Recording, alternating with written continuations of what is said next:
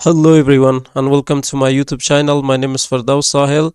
In this video with Google Sheets, I'm going to show you the difference between two functions with date, which is called now and today. Let's try the first one here with Google Sheets.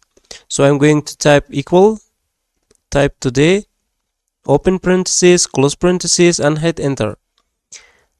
So as you can see, this function is just showing me this current date. Let's try another one.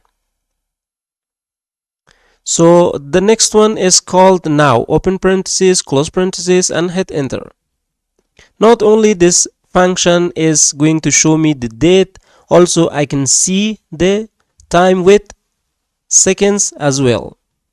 So this is how we can write these functions with Google Sheets. So hope you guys enjoyed this tutorial and learned, and if you have any question, please let me know in the comment box of this video. And if you found this video helpful, don't forget to like, share, and also subscribe to the channel. So see you guys in the next video.